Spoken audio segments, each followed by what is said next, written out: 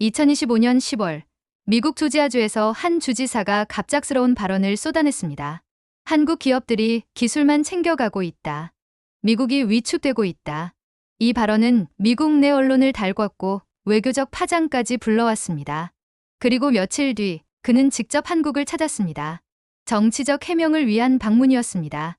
하지만 그가 한국에서 목격한 것은 예상과는 전혀 다른 풍경이었습니다. 자동화된 공장, 미래를 준비하는 도시, 그리고 기술보다 철학으로 움직이는 사회. 그 여정은 한 정치인의 시선을 바꾸었고 그 변화는 미국 사회에도 조용한 질문을 던지게 만들었습니다. 이 이야기는 한국이라는 나라를 통해 본 세계 산업의 방향성과 그 안에서 인간이 어떤 선택을 해야 하는지를 돌아보는 이야기입니다. 안녕하세요. 저는 브라이언 켈러라고 합니다. 미국 조지아주의 주지사로 일하고 있습니다. 제가 오늘 이렇게 제 이야기를 꺼내는 이유는 제 정치 인생에서 가장 충격적이고도 뜻밖이었던 한 사건 때문입니다. 이 이야기는 단순한 출장 이야기가 아닙니다. 제가 가진 세계관 전체가 흔들렸던, 그리고 한국가에 대한 인식이 송두리째 뒤바뀌었던 아주 개인적이고도 정치적인 경험입니다. 2025년 10월의 어느 아침, 애틀랜타 주청사 기자회견장에서 저는 말 그대로 폭발하고 말았습니다. 이러면 미국이 위축됩니다. 한국 기업들이 너무 앞서가고 있어요. 언성이 높아진 건 저도 모르게 나온 반응이었습니다. 며칠 전부터 조지아주 내에서 활동하던 한국 대기업들이 투자 규모를 축소하거나 사업 부도를 재편하겠다는 소식이 줄줄이 들려왔거든요. 현대차, 삼성, SK 이름만 들어도 아는 한국 대기업들이었습니다. 우린 그들에게 일자리를 제공했는데 그들은 기술만 챙겨가고 있습니다. 기자회견장에서 그렇게 말하는 제 입에서는 화가 치밀어 오르고 있었지만 사실 속으로는 불안함이 훨씬 컸습니다. 정치인이란 게 말이죠. 분노 뒤에는 늘 현실적 위기감이 깔려 있습니다. 한국 기업들이 빠져나가면 조지아주의 제조 기반도 무너질 것이고 제 정치 생명도 끝장나는 건 불 보듯 뻔한 일이었어요.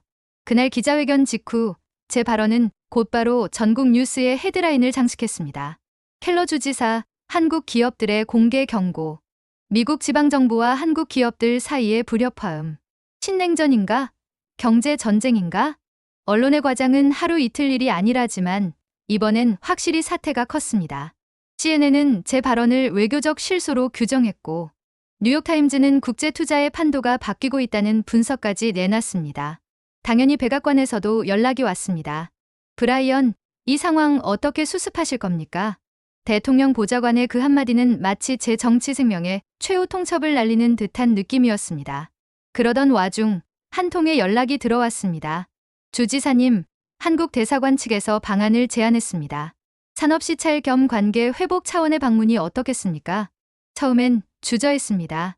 솔직히 말해서 한국이라는 나라에 대해 아는 게 거의 없었습니다. 기술은 뛰어나지만 지나치게 경쟁적이고 폐쇄적이지 않을까? 우리를 필요로 했기에 들어온 것 아닌가? 지금 나가겠다는 건 미국에 대한 배신 아닌가? 그런 복잡한 생각이 머리를 스치고 지나갔지만 정치인은 결정을 내려야 하는 사람입니다. 결국 저는 결심했습니다. 좋습니다. 방한하겠습니다. 그렇게 발표한 지 이틀 뒤 저는 전용기를 타고 인천국제공항에 도착했습니다. 비행기에서 내리자마자 느낀 건 묘한 조용함이었습니다. 보통 다른 나라 공항에서는 관광객들, 상인들, 외교사절단 등으로 북적이는 게 익숙했는데 인천공항은 다르게 다가왔습니다. 질서정연했고 너무나 조용했습니다. 함께한 수행원들 중 하나가 조심스레 말을 꺼냈습니다. 주지사님, 이번 방문은 정치적으로 위험할 수 있습니다. 솔직히 저도 불안했습니다. 미국 내 언론은 저를 무모한 정치인처럼 묘사하고 있었고 한국 언론에서는 제 발언이 오만이라며 비판이 쏟아지고 있다는 보고도 받았거든요. 그런데 공항에서 나와 이동하는 길에 저는 충격을 받기 시작했습니다. 정류장마다 서 있는 사람들이 줄을 지어 기다리는 모습. 이게 정말 대중교통 후진국이라고 불리던 아시아 국가의 풍경이 맞나 싶었습니다. 인천에서 서울로 향하는 고속도로 위 도로 관리 시스템은 AI 기반으로 작동하고 있었고 실시간 교통량 분석 데이터가 차량 내 스크린에 표시되고 있었죠. 그 모습을 본 순간 저도 모르게 중얼거렸습니다. 이건 미국이 따라잡을 수 있는 수준이 아닌데 이 말은 정치인이 아니라 한 인간으로서의 제 내면에서 터져나온 솔직한 감상이었습니다. 그동안 저는 미국이 세계 최고라는 자부심에 살아왔고, 미국이 한다면 다 된다고 믿었는데 한국은 그 믿음을 단숨에 흔들어 버렸습니다. 그리고 저는 그때부터 방문이 아닌 배움의 자세로 임해야겠다고 다짐했습니다. 한국 도착 이틀째 공식 일정이 본격적으로 시작됐습니다. 첫 방문지는 경기도 평택에 위치한 세계 최대 규모의 반도체 클러스터였습니다. 차량이 단지 안으로 들어서자마자 미국에서 보던 산업단지와는 전혀 다른 모습이 펼쳐졌습니다. 도로는 먼지 하나 없이 깨끗했고 공장 건물 외벽은 유리로 된 모던한 디자인이었습니다. 이게 공장 맞나요? 제가 무심코 내뱉은 말에 동행한 한국 산업부 관계자가 웃으며 말했습니다. 보통 공장이라고 하면 시끄럽고 지저분하다고 생각하시겠지만 여기는 스마트 시티 개념이 접목된 첨단 산업단지입니다. 헬멧을 쓰고 클린룸 내부로 들어가기 전 몇 차례에 걸친 방진 절차를 거쳐야 했습니다. 발판 위에 서서 바람을 맞고 온몸을 정전기 방지 유니폼으로 덮고 입구마다 이중 자동문으로 구성된 통제구역을 통과했죠. 드디어 클린룸 안으로 들어갔을 때 저는 진심으로 말문이 막혔습니다. 사방에서 무인 로봇이 자동으로 부품을 실어 나르고 있었고 모든 작업이 정확한 시간에 맞춰 이뤄지고 있었습니다. 작업자의 움직임은 거의 보이지 않았고 대신 수많은 데이터가 디지털 모니터에 실시간으로 출력되고 있었습니다. 저건 뭔가요? 제가 물었습니다. 센서가 측정한 온도, 습도, 미세먼지 수치, 부품 정렬 정확도 등을 실시간으로 관리하고 있습니다. 말은 들었지만 도저히 믿기지 않았습니다. 그럼 이거 다 인공지능이 하나하나 계산해서 조정하는 건가요? 그때 옆에 있던 한 엔지니어가 조용히 웃으며 대답했습니다. AI도 도움을 주지만 핵심은 여전히 사람입니다. 기술은 도구일 뿐이죠. 사람이 기술을 신뢰하고 기술이 사람을 보완하는 구조입니다. 그 말은 단순한 설명처럼 들렸지만 제 머릿속을 강하게 흔들었습니다. 미국에서는 아직도 많은 기업들이 AI 도입 자체에만 집중하고 사람의 역할을 축소하려는 흐름이 있었거든요. 하지만 한국은 그 반대였습니다. 기술은 사람을 대체하는 게 아니라 사람을 돋보이게 만드는 장치였습니다. 제가 평소에 그렇게 강조하던 혁신이라는 단어의 진정한 의미를 오히려 한국의 한 공장에서 배우게 될 줄은 몰랐습니다. 그 순간 미국 내 공장과 비교하는 제 뇌 속 회로가 바쁘게 돌아가기 시작했습니다. 제가 관할하는 조지아주에도 반도체 공장이 있긴 하지만 이 정도의 청정도, 자동화, 통합관리 시스템은 찾아볼 수 없었습니다. 게다가 평택 단지는 지역 사회와 연결된 구조로 운영되고 있었습니다. 단지 내에는 어린이집, 병원, 도서관까지 함께 들어서 있었고 직원들은 자녀 교육과 삶의 질까지 고려한 환경 속에서 일하고 있었죠. 산업단지가 아니라 도시 그 자체네요. 제가 중얼거리자 한국 측 관계자는 고개를 끄덕였습니다. 맞습니다. 우리는 여기를 산업생태계라고 부릅니다. 그 말을 듣고 저는 고개를 숙일 수밖에 없었습니다. 미국에서는 기업과 지역사회가 서로 충돌하는 경우가 많습니다. 공장은 세금을 내기 싫어하고 지역은 공장을 유치하면서도 환경 문제로 불만을 품죠. 하지만 한국에서는 기업과 지역이 공존하는 구조를 만들어내고 있었습니다. 그날 밤 숙소로 돌아오는 길, 제가 수행비서에게 말했습니다.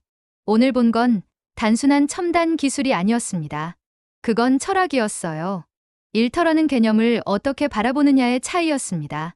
비서는 조심스럽게 대답했습니다.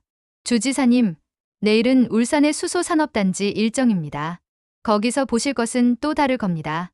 저는 말없이 고개를 끄덕였습니다. 이건 더 이상 단순한 투자 유치 방문이 아니었습니다.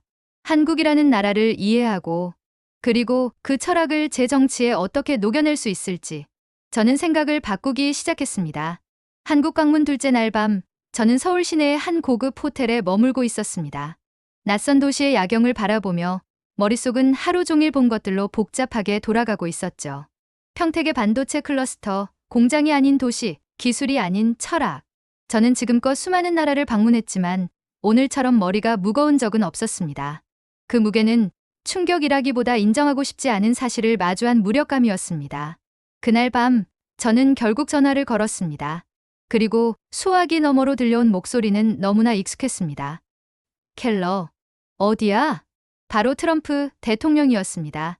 그는 2024년 대선에서 재선에 성공한 후 다시 미국을 정상 궤도로 돌려놓겠다며 강력한 행보를 보이고 있었죠. 그리고 저는 그런 트럼프 대통령의 지지를 받아 조지아 주지사로 재선에 성공한 사람이었습니다.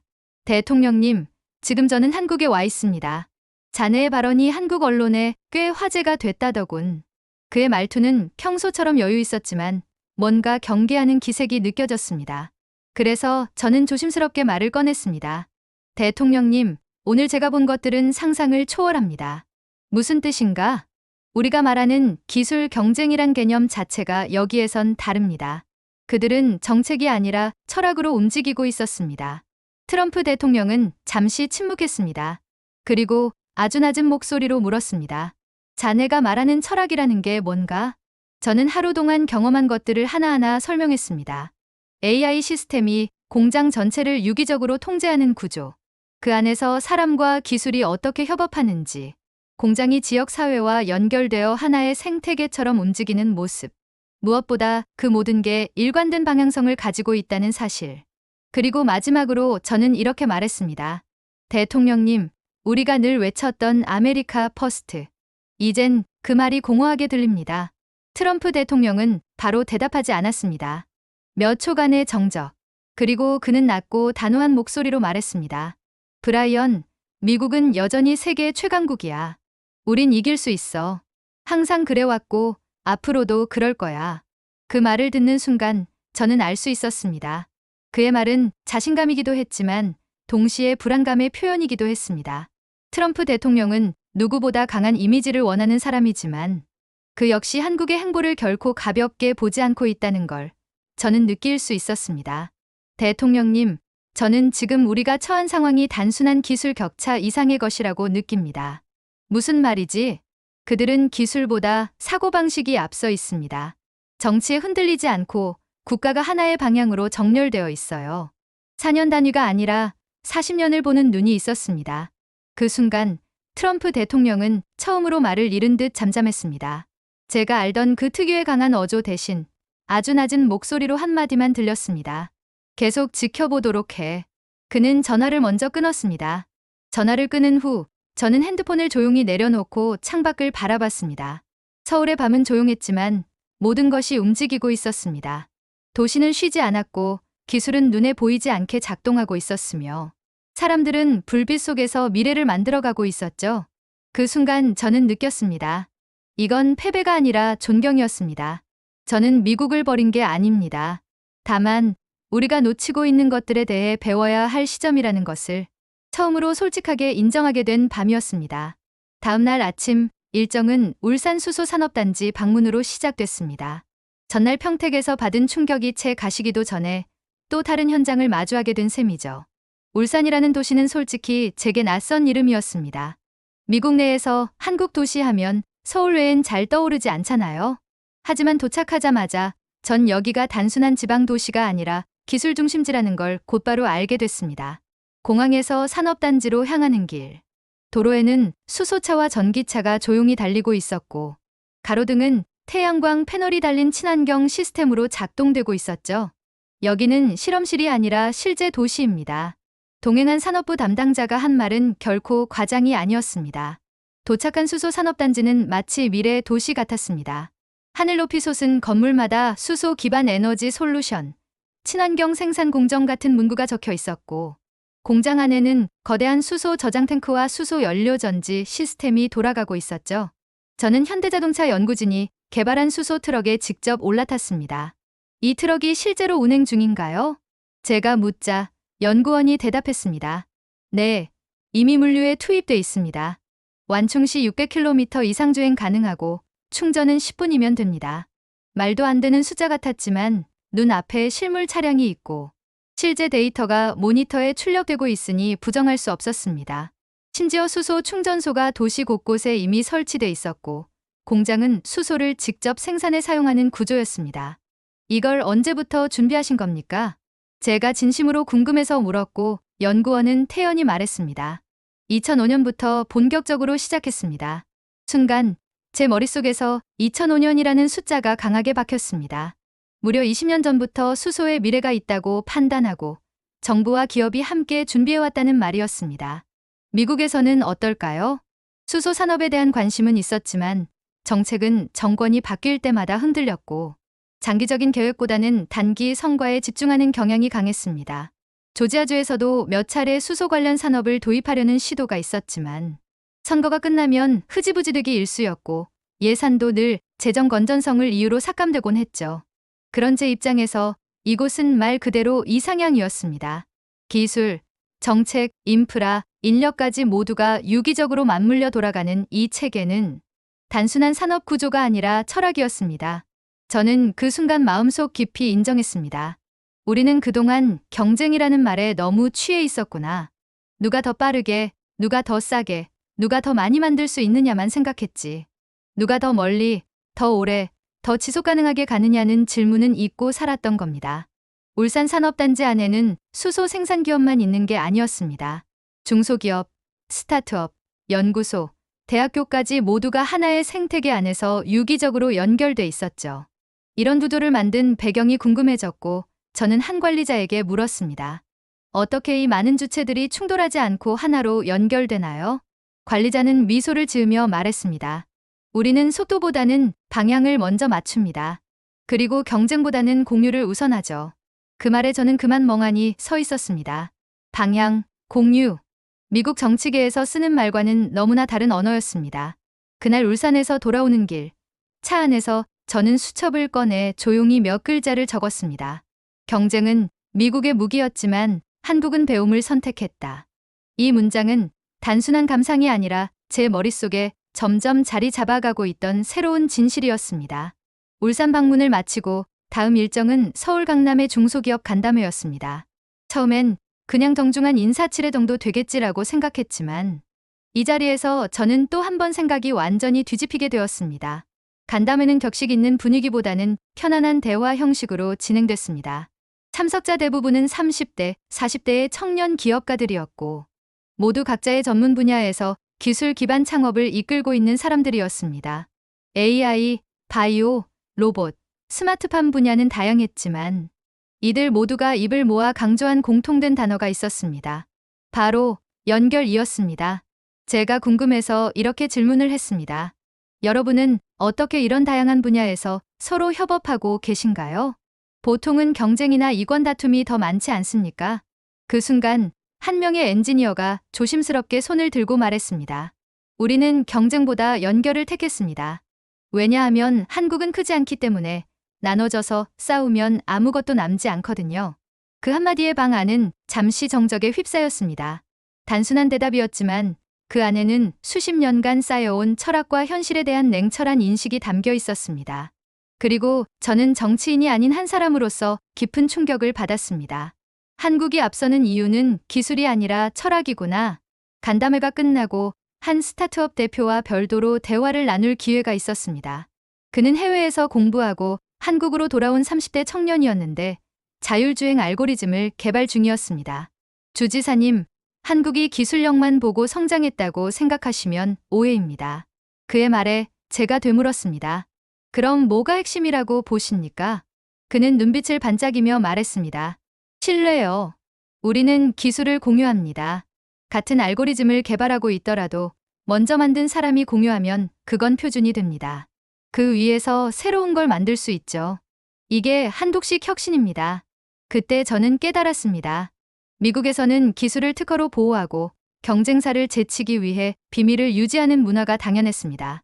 하지만 여기서는 선 공유, 후 성장이라는 사고방식이 산업 전반에 스며들어 있었습니다. 심지어 정부의 역할도 달랐습니다. 미국에서 정부는 규제를 하거나 예산을 나눠주는 판사 같은 존재였다면 한국 정부는 기술자와 기업을 직접 만나 조율하고 민간이 해낼 수 없는 인프라를 구축하는 감독이자 플레이어였습니다. 그런 구조는 미국과는 전혀 달랐습니다. 그날 간담회가 끝난 후 저는 외부로 나가 혼자 커피를 마시며 복잡한 마음을 정리하려 애썼습니다. 왜 우리는 이 방식이 안 되었을까? 왜 우리는 항상 경쟁을 전제로 시작했을까? 정답은 단순했습니다. 정치가 철학을 압도했기 때문이었습니다. 미국에서는 선거 주기가 정책을 결정하고 정책은 철학을 무너뜨립니다. 그 반면 한국은 철학이 먼저 자리 잡고 그 위에 정책이 세워졌습니다. 한국의 기업들은 하나같이 국가 비전을 신뢰하고 있었습니다. 우리가 가야 할 방향은 정해졌고 거기에 맞춰 최선을 다하면 정부도 도와준다. 이 신뢰가, 이 연결이 결국 한국을 하나의 거대한 팀으로 만들고 있었습니다. 저는 그날 저녁 미국으로 보내는 보고서를 작성하며 이렇게 적었습니다. 그들은 경쟁하지 않습니다. 공유합니다. 정치는 그들을 흔들지 못합니다. 철학이 중심을 잡고 있기 때문입니다. 이 문장을 쓰는 손끝이 떨렸습니다. 왜냐하면 그건 미국 정치 시스템을 돌아보게 만드는 자책이자 고백이었기 때문입니다. 한국 방문 마지막 날, 모든 일정을 마무리하기 전 저는 서울에 위치한 한 대학 강당에서 간단한 기자회견을 열기로 했습니다. 처음엔 예정에 없던 일정이었습니다. 하지만 저는 뭔가를 말해야 했습니다. 정치인으로서가 아니라 이곳에서 깊은 인식의 변화를 겪은 인간으로서요. 기자회견이 시작되기 전 저는 조용히 무대 뒤편에서 마이크를 바라보며 혼잣말을 했습니다. 내가 무슨 말을 할 수 있을까? 불과 일주일 전 저는 미국 조지아주 애틀랜타에서 언성을 높이며 이렇게 외쳤습니다. 한국 기업들이 기술만 가져가고 있다. 이러면 미국이 위축된다. 그 발언은 저에게 정치적 영향력을 가져다 주었지만 동시에 진실과는 멀어진 말이었습니다. 그리고 그 발언의 연장선에서 시작된 이번 방안. 이제 저는 그 언어의 무게가 얼마나 무거운지 직접 느낄 수 있었습니다. 강단에 올라선 저는 기자들의 카메라 플래시를 마주하고 한동안 말을 잇지 못했습니다. 순간 평택에서 봤던 로봇과 클릴룸, 울산의 수소 트럭, 스타트업 청년들의 눈빛이 파노라마처럼 스쳐 지나갔습니다. 그리고 조용히 마이크를 들었습니다. 안녕하세요. 저는 조지아주 주지사 브라이언 켈러입니다. 오늘 이 자리에서 저는 하나의 사과와 고백을 드리기 위해 이 자리에 섰습니다. 기자들의 표정이 미묘하게 흔들리는 게 보였습니다. 그들은 아마 미국 정치인이 이 자리에서 사과를 한다고 라고 생각했겠죠. 저는 말을 이었습니다. 불과 며칠 전 저는 한국 기업들이 조지아주를 떠나는 것을 두고 분노했습니다. 그들은 미국의 일자리를 빼앗고 기술만 챙긴다고 말했죠. 하지만 한국에 와서 직접 보고 듣고 느낀 지금 저는 그 발언을 철회하고 싶습니다. 순간 강당 안의 공기가 정지된 듯했습니다. 플래시가 잠시 꺼지고 기자들은 눈으로만 서로를 바라보고 있었습니다. 한국은 작지만 크게 생각하는 나라입니다. 산업, 교육, 기술, 정책이 모든 것이 하나의 방향을 향해 나아가고 있었습니다. 그리고 그 중심엔 사람과 신뢰, 그리고 철학이 있었습니다. 제 목소리는 조금 떨리고 있었습니다. 미국의 대표 정치인 중 하나로서 타국을 존경한다는 말을 한다는 것은 매우 이례적인 일이었으니까요. 하지만 저는 계속 말했습니다. 조지아에서 저는 여러 정책을 추진했습니다. 세금을 감면하고 기업 유치를 위해 인센티브를 줬고 고용을 늘리기 위해 규제를 풀었죠. 하지만 한국에서는 그런 유치 전략보다 더 근본적인 무언가가 작동하고 있었습니다. 마지막으로 저는 이렇게 말했습니다. 우린 자존심이 아니라 배움을 택해야 합니다. 그 말에 강당의 기자들 중 몇몇은 고개를 끄덕였습니다. 비난받을 줄 알았지만 대신 돌아온 것은 정중한 존중의 기색이었습니다. 강연장을 빠져나오며 저는 한 명의 기자가 제게 조용히 다가와 묻는 말을 잊을 수 없습니다. 주지사님, 이 발언이 정치적으로 불리할 수도 있습니다. 괜찮으시겠습니까? 저는 잠시 생각한 후 단호히 말했습니다. 정치는 내가 만들어가는 것입니다. 하지만 미래는 배우는 자의 몫입니다. 저는 이제야 진짜 배움을 시작한 것뿐입니다. 그날 밤 숙소에서 짐을 싸던 저는 고요한 창밖 불빛을 바라보며 다이어리를 꺼냈습니다. 그리고 아주 짧은 문장을 적었습니다. 조지아는 후회하고 있다. 그리고 배울 준비를 하고 있다. 그 문장 위에 저는 처음으로 제 자존심이 아닌 진심을 얹었습니다. 귀국 비행기 탑승 전 인천공항 라운지에 앉아 저는 아무 말도 하지 않고 있었습니다. 수행비서들은 조용히 자리에 앉아 서류를 정리하고 있었고 저는 창밖의 활주로를 가만히 바라보며 생각에 잠겨 있었습니다. 지금 이 순간 제 마음속에서 끓고 있는 감정은 단순한 감동이 아니었습니다. 어쩌면 현타라고 부를 수 있는 종류의 감정일 수도 있었지만 그보다는 훨씬 더 복잡하고 깊은 것이었습니다. 이건 각성이구나. 서울에서 겪은 마지막 일정들, 울산의 미래, 평택의 혁신. 그 모든 순간이 머릿속에서 퍼즐처럼 하나씩 맞춰지고 있었습니다. 그리고 그 퍼즐의 중심에는 제가 그토록 강조해왔던 아메리카 퍼스트라는 단어가 있었습니다.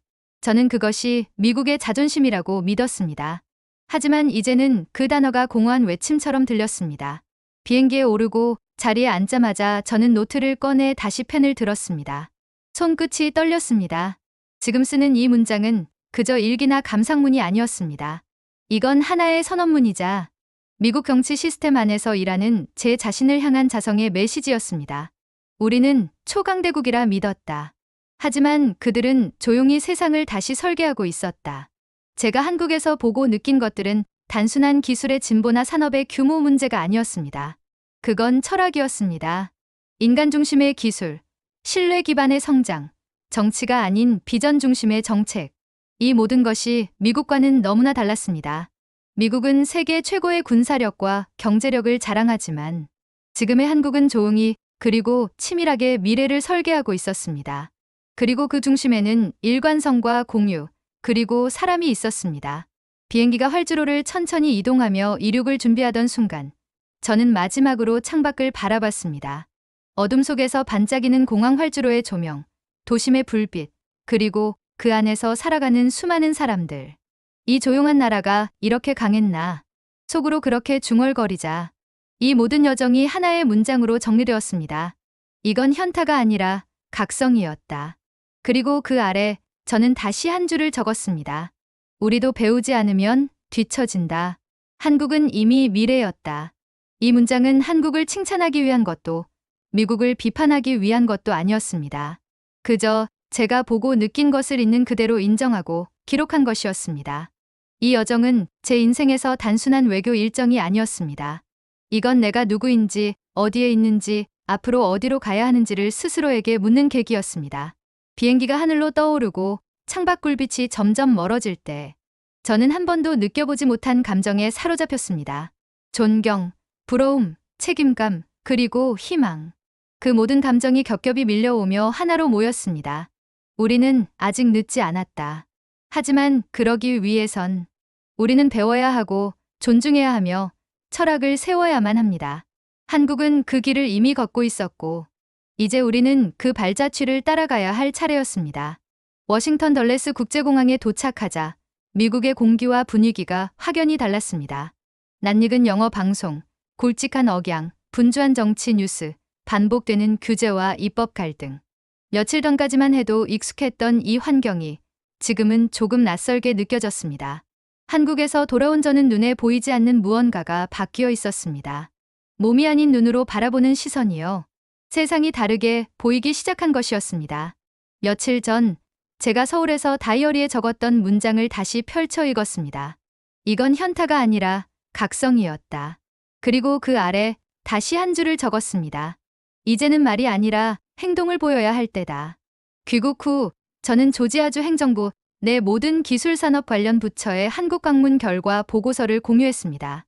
그 문서의 첫 페이지에는 이런 문장이 적혀 있었습니다.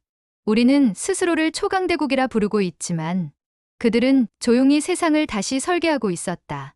그리고 곧 기자들이 몰려들기 시작했습니다. 주지사님, 한국에서 무슨 일이 있었던 겁니까? 조지아 유감 발언을 철회하신 진짜 이유는 무엇입니까? 한국의 무엇이 그렇게 인상 깊으셨나요? 저는 더 이상 회피하지 않았습니다. 공식 브리핑룸에서 저는 이렇게 말했습니다. 한국은 기술의 나라가 아니라 철학의 나라였습니다. 우리가 놓친 건 기술이 아니라 생각의 틀이었습니다. 그리고 그 틀을 이제부터 우리는 다시 짜야 합니다. 그 말은 단순히 외교적 발언이 아니었습니다. 그건 미국 내 보수 정치권의 중심에서 변화를 인정한 선언이었습니다. 그날 이후 수많은 메일과 메시지가 쏟아졌습니다. 기업인들은 한국식 모델이 가능할까요? 라고 물었고 시민들은 우린 뭘 해야 하죠? 라고 물었습니다. 그리고 저는 그 모두에게 같은 말을 했습니다. 우리는 지금 배움의 시대에 들어섰습니다. 그날 밤 뉴스 채널에서는 이런 자막이 흘러나왔습니다. 한때 경쟁이라 불렸던 관계가 이제는 배움과 존중으로 변하고 있다. 화면에는 제가 서울강단에서 했던 마지막 연설 장면이 흐르고 있었습니다. 우린 자존심이 아니라 배움을 택해야 합니다. 그 말은 한국만을 향한 것이 아닙니다. 미국을 향한 것이며 저 자신을 향한 그리고 앞으로의 세대를 위한 다짐이었습니다. 이 이야기를 들으신 여러분께 진심으로 말씀드립니다. 제가 본 한국은 앞선 기술이 아닌 사람을 위한 기술을 가진 나라였습니다. 그들은 세상을 앞서가는 대신 세상을 함께 설계하는 법을 택했습니다. 이것이 바로 한국이 진짜로 강한 이유였고 우리가 반드시 배워야 할 철학이었습니다. 기술은 국가를 나눌 수 있습니다. 하지만 철학은 인류를 하나로 묶습니다. 이제는 경쟁의 시대를 넘어서 각성의 시대가 열려야 할 때입니다. 한때 경쟁이라 불렸던 관계는 이제는 배움과 존중으로 변화하고 있습니다. 기술은 국가를 구분짓지만 철학은 인류를 하나로 만들고 있습니다. 이 이야기를 끝까지 시청해 주셔서 감사합니다. 구독과 좋아요, 알림 설정은 세상 어딘가에 꼭 닿아야 할 감동을 더 멀리, 더 깊게 전하는 데 큰 힘이 됩니다. 여러분의 클릭 하나가 누군가의 하루를 울리고 웃게 만들 수 있습니다. 지금까지 눈물과 웃음의 감동 사연이었습니다. 감사합니다.